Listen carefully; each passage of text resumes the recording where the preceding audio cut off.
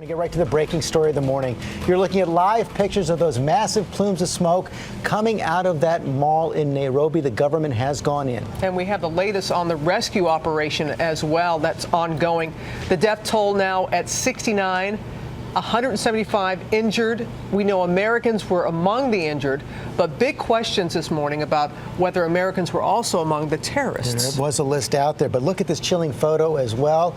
A little girl running to safety right across the shopping mall after the deadly attack first broke out. ABC's Lindsay Davis is there at the scene right now in Nairobi, Kenya, and has the latest on this rapidly changing situation. Lindsay? Good morning, Robin. To call the situation out here tense would certainly be an understatement. Just in the last few minutes, we have heard heavy gunfire, loud explosions, that billowing smoke that has been continuing for at least the last 15 or so minutes. Earlier this morning, we heard from Kenyan officials that they were closing in on the attackers. Perhaps this is evidence of what we've been hearing and seeing this morning. This morning, armed terrorists are reportedly holding roughly a dozen hostages in this supermarket inside the Westgate Mall, as Kenyan troops try to force the militants out without risking innocent lives.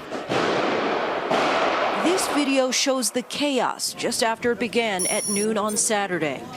10 to 15 terrorists, including women, attacked the mall wearing black tactical clothing and ski masks, using explosive devices like grenades and shooting civilians with automatic weapons. There were 3 or 4 rapid explosions, a lot of gunfire, another explosion, and we suddenly saw a crowd of people run out of the exit. Sunil Sakdeva is an orthodontist who was working inside the mall. 2 guys walked after them. They were tall, thin, dark, and they had bandanas on their heads. About 30 seconds later, 3 people attempted to get up and run, and as they were running, one of them shot at them, and they fell in the parking lot. By mid-afternoon, hundreds more had rushed to escape. Some crawled for cover in stores and even air shafts. Some of the victims pushed out in shopping carts, others driven out in body bags.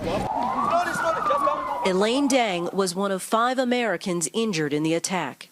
I just got out of surgery. I'm okay. I'm very grateful to be alive. 4:44 p.m. Saturday, Kenyan officials call the attack an act of terrorism. The al-Qaeda-linked extremist group Al-Shabaab reportedly claiming responsibility, retaliation for Kenya sending troops into neighboring Somalia.